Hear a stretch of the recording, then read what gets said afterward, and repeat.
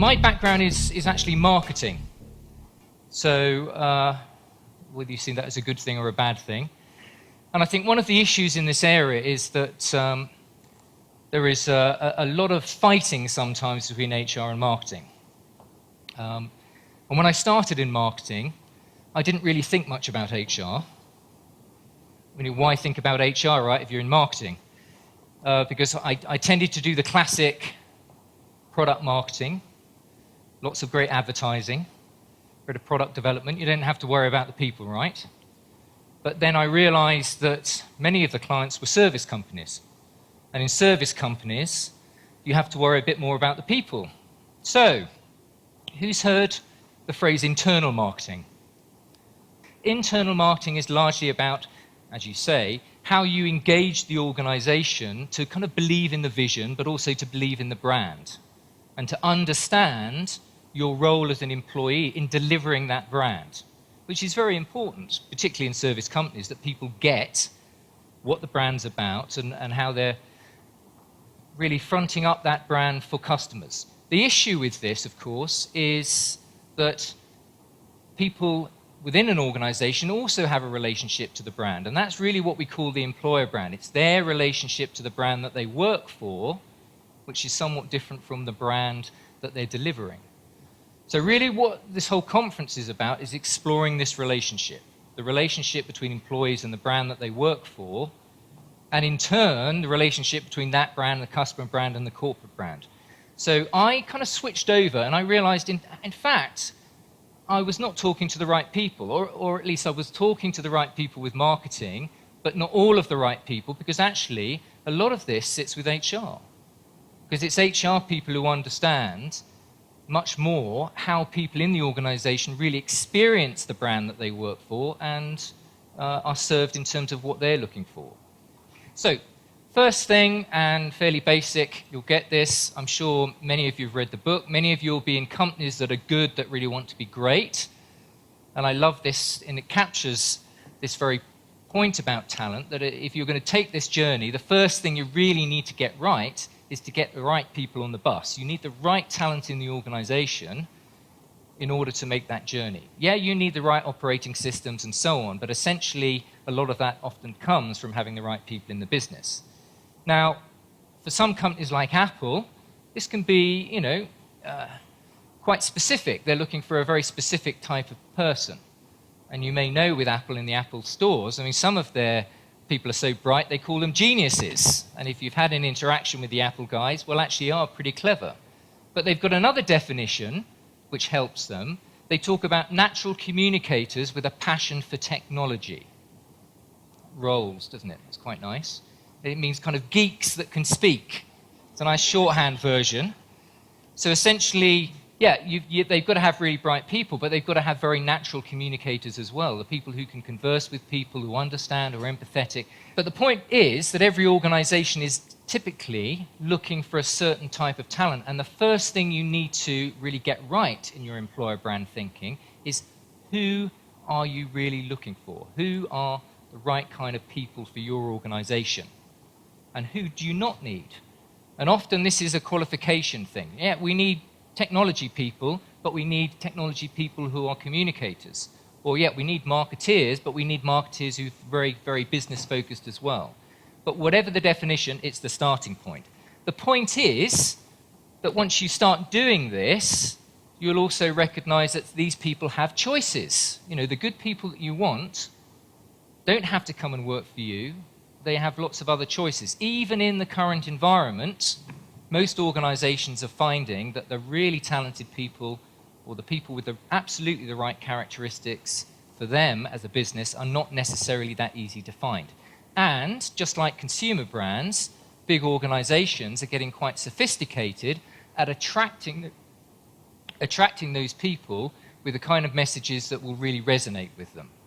So if we take an organization like P&G, and this is where we start getting into definitions, so how do they think about their employer brand? Well, the first thing, and this is good marketing thinking, is that you need to recognize that whether you've defined a proposition or not, or you've defined what your employer brand is going to be, you already have an employer brand.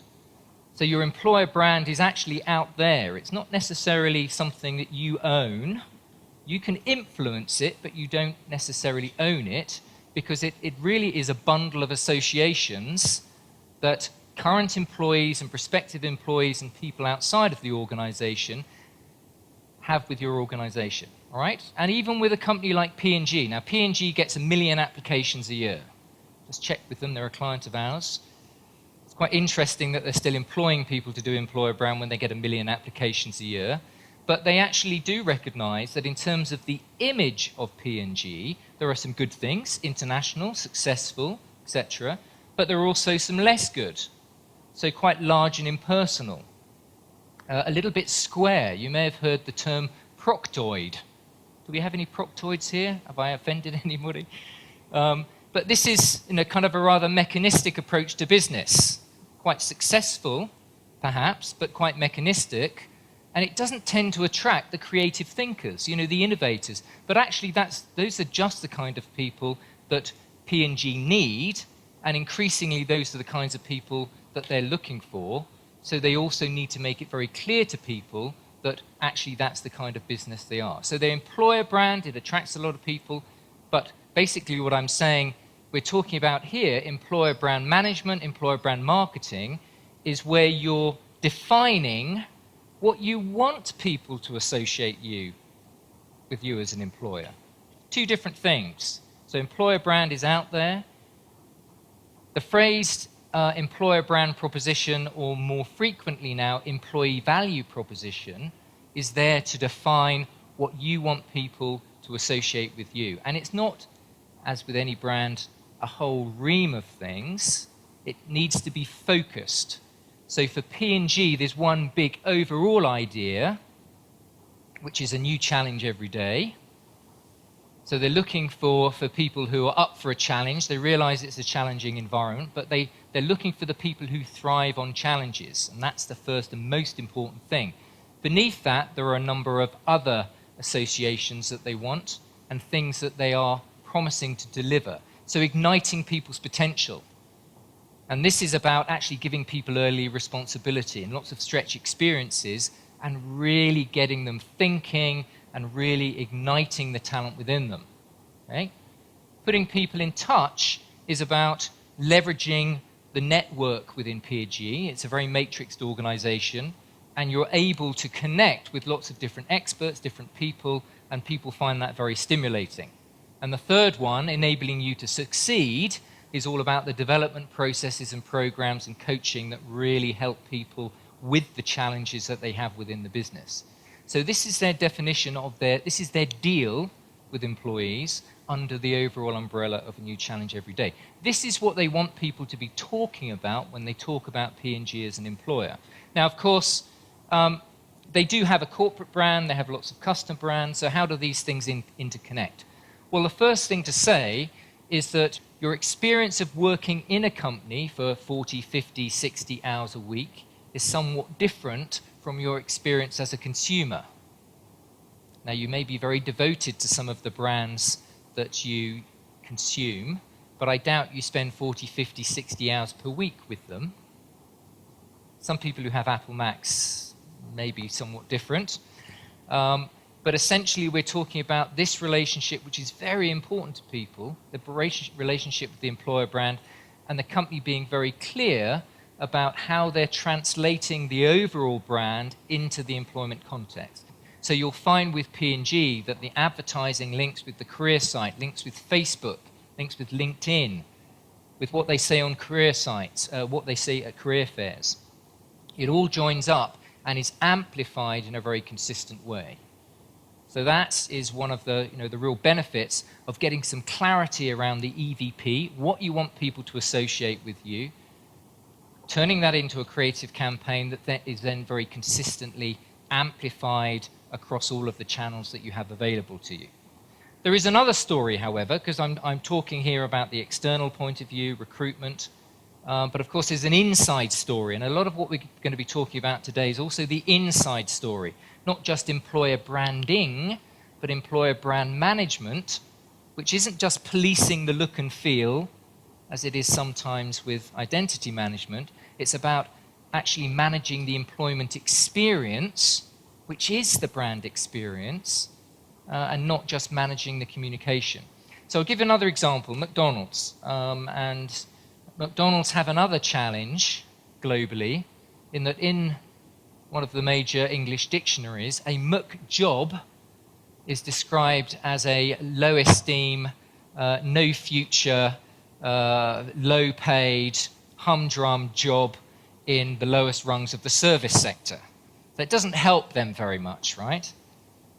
If you've got a definition in the dictionary that rolls out like that.